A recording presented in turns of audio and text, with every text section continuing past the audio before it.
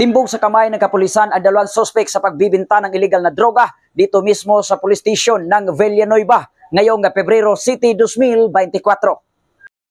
Arestado ang isang lalaki matapos ikinasampay bus operation sa Villanueva Municipal Police Station sa Purok 5 Barangay San Martin, Villanueva, Misamis Oriental nitong ikapito ng Pebrero 2024. Kinilala ni Police Major Renz Marion Serrano, ang Chief of Police na nasabing police station. Ang suspeka na 21 anyos sa binata at residente sa nabanggit na lugar. Ayon kay Police Major Serrano, naaresto ang suspek sa paraan ng pagbili ng pusher buyer ng isang pirasong head-held elongated rectangular transparent plastic sachet na naglalaman na pinaniniwala ang shabu. Nasamsam din mula sa suspect ang isang 500 peso bill. Nasamsam din mula sa suspect ang isang 500 peso bill na ginagamit bilang buy-bus money. Isang pirasong orange plastic container na naglalaman ng 4 na heat-sealed elongated rectangular transparent plastic sachet. Isang improvised water pipe, isang digital weighing scale at 0.5 grams na shabu na may street value na 3,500 pesos. Ang suspect ay naharap ngayon sa kasong paglabag sa Republic Act number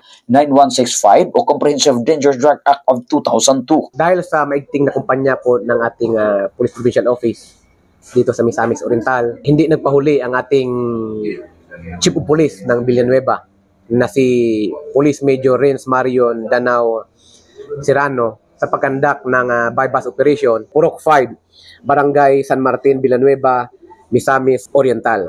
Dahil po sa napin na leadership ng ating Provincial Director Police Colonel Chulijon Pacanya Kaduyak in relation sa directive po ng ating Regional Director Police Brigadier General Layog Jr., hindi po tayo nulit up sa fight against illegal drugs. Kaya ang ating Provincial Director nag-create ng direktiba sa ating mga Chief of Police na hindi hinto sa pag-aresto mga wanted person na involved sa illegal drugs at any other crime. Mula dito sa Villanueva Municipal Police Station na Misamis Oriental, ako po ang inyong Police News Network Correspondent, Patrolman Jules Subsuban, alagad ng batas, taga-taguyod ng balitang pulis.